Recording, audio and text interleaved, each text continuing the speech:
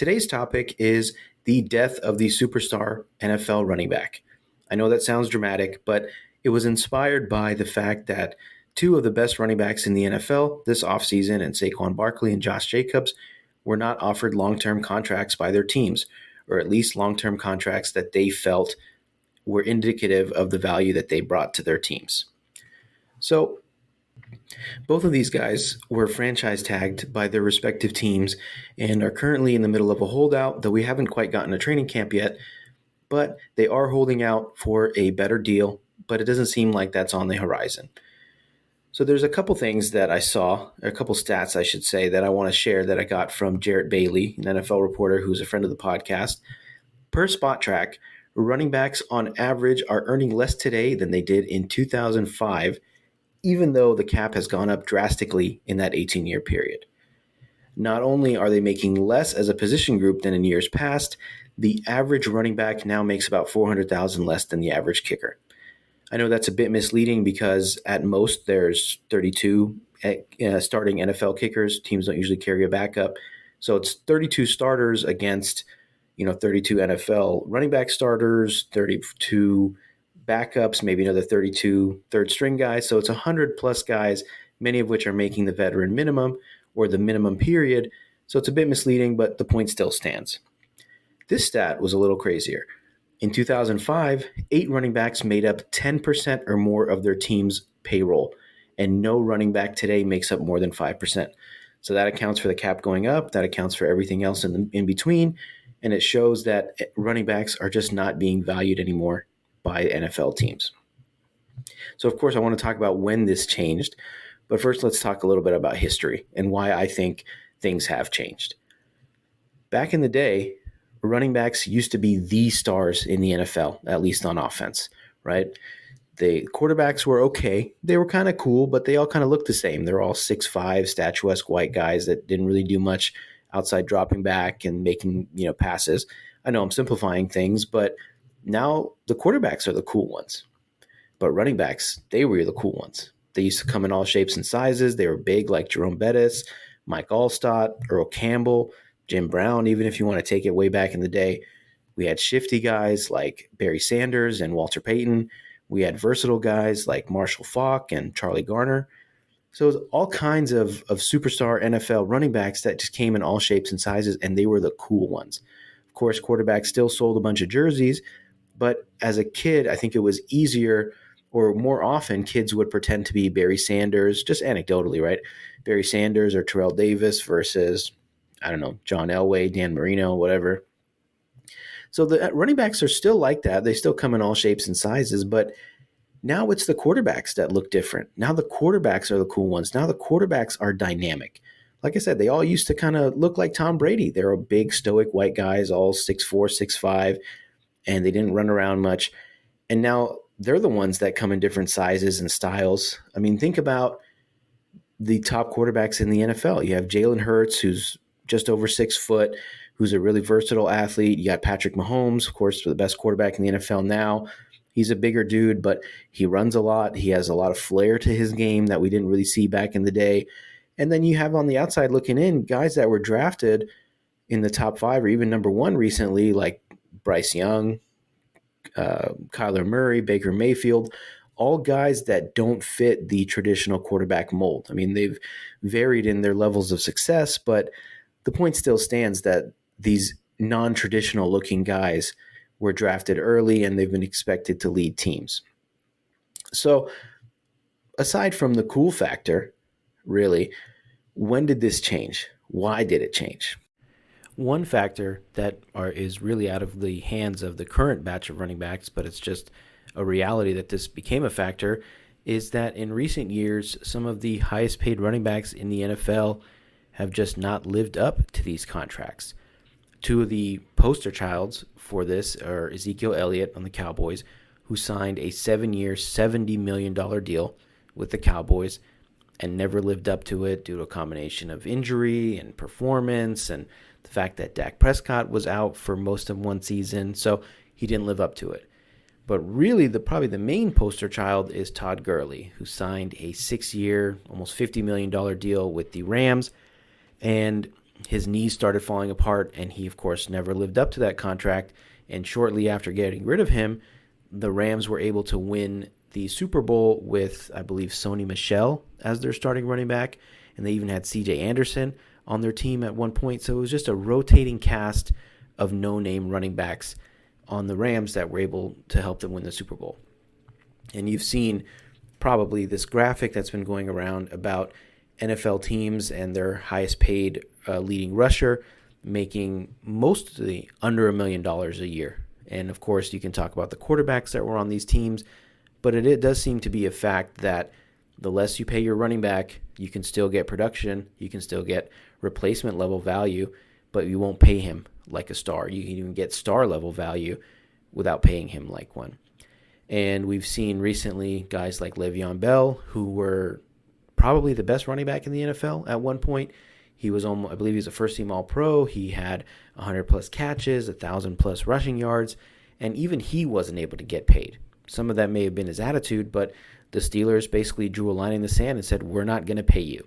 And that has trickled down to every other team because they want to be like these winning teams. If you think about the New England Patriots, obviously they had Tom Brady. They had the greatest quarterback of all time. So they were able to cut costs on some of these other offensive positions, but they've tried. They've never paid a running back. They've drafted running backs high. I mean, they drafted Sony Michel, who I mentioned, pretty high. I believe he was a first-round pick. They drafted Lawrence Maroney way back in the day, another first-round pick. Didn't really pan out. But they've been able to kind of patch together these backfields with third round, fourth round, fifth round, undrafted guys and still been able to win a Super Bowl. So part of that is the obvious, the evolution of the game, which we'll get into shortly. But a lot of it is also just because guys are just not living up to the contracts that they signed, the big contracts that they signed. Aside from the big contracts, the other thing is the obvious, and that is, of course, that the NFL has evolved from a really physical game where teams would basically run on first and second down and then throw on third down, maybe even run a play action if it's third and short. But now teams pass more than ever, and of course, as a result, they run less than ever before. It used to be an almost 50-50 split around the league, and teams would always talk about balance and things this and that. Now it's 60-40 in favor of the pass, and half the league is at 60% passing or more. Now, as a result, you're seeing a lot more spread formations. You're seeing smaller players on the field, both on offense and, of course, on defense as a result. And because of that, we've seen running backs, their average carries per game has dropped significantly in the past few years. It was pretty steady from 1990 to about 2010, 2015. Running backs would average anywhere from 22 to 24 carries a game. Now, it's only about 16 to 18, but for some reason, and we'll talk about this a little bit, the percentage or the number of 1,000-yard rushers is about the same or even more than before. And I think the reason for that is because just like it's easier to pass because of the rule changes and the NFL making it, a safer thing to be a quarterback, they're protecting the QBs, you're not allowed to hold receivers or jam receivers in the way you used to. It's easier to run the ball for those same reasons because they're operating in space. They're operating in a lot more space against smaller guys who are less physically imposing. And I think as a result of that, running backs maybe don't have to be as good as they used to be to get 1,000 yards. There's also more opportunities. The average number of offensive plays in a game in the year 2000 to about 2005 was around 115, and now it's around 135. Now, that may not seem like a lot, but 20 times 16, that's a lot. So you get a lot more chances to either run or pass the ball. So as a result, your offense is going to be more productive. So just like quarterback, again, it's easier than ever to play running back, but they're also asked to do less than ever before. And that's why they're more easily replaceable.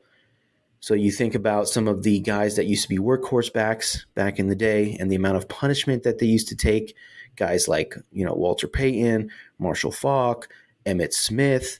We even go in the 90s, talk about the 2000s, like Chris Johnson, Steven Jackson. All these guys, they used to be workhorse backs that used to have to do a lot against 8-man fronts, against loaded boxes, against gigantic linebackers that are, 270, 80 pounds with big old neck rolls. And now, as we said, it's a more quarterback-friendly, wide-open type league where running backs are operating in more space than ever. And that's why it's easier to get those 1,000 yards. You're also playing in 17 games versus 16 or even 14 if you want to take it back to the 70s. But you just don't have to be as good of a running back to get these yards because offenses or defenses, I should say, are geared up to pass, are geared up for the pass.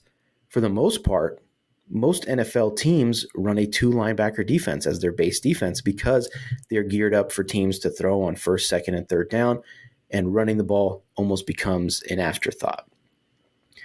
Maybe at some point in the future, NFL teams will counter this sort of wide open era by emphasizing the run game, but I think it would take a pretty massive paradigm shift in the league for this to happen.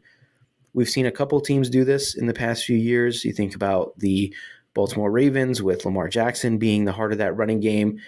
They've had moderate success in the playoffs. They have great regular season success, but not so much in the playoffs. Think about the Tennessee Titans. They're another team that has been a great regular season team with Derrick Henry being the centerpiece of that offense. But aside from one run to the AFC Championship, they've been kind of one and done in the playoffs. And most recently, last year, the New York Giants were basically running the wing T offense with Daniel Jones and Saquon Barkley, but they had a ceiling, and that was, of course, credit to them. They won a playoff game, but they had a ceiling to how far they would go. And in the interest of fairness, there were 2 other great teams in the Final Four of the playoffs last year that had about a 50-50 split, and one was the Philadelphia Eagles, but that was with Jalen Hurts as their second leading rusher. And they kicked Miles Sanders to the curb in exchange for a couple other running backs that were cheaper and younger. And, of course, the other team is the San Francisco 49ers, who in that Shanahan offense are perhaps the biggest test case or use case for why you should not pay running backs, because they've had a number of running backs they've turned into stars in recent history, guys like Raheem Mostert, and they distribute the ball by running the ball with their receivers like Deebo Samuel and Brandon Ayuk. And, of course, Mike Shanahan, Kyle's dad, is famous for turning no-name running backs into superstars.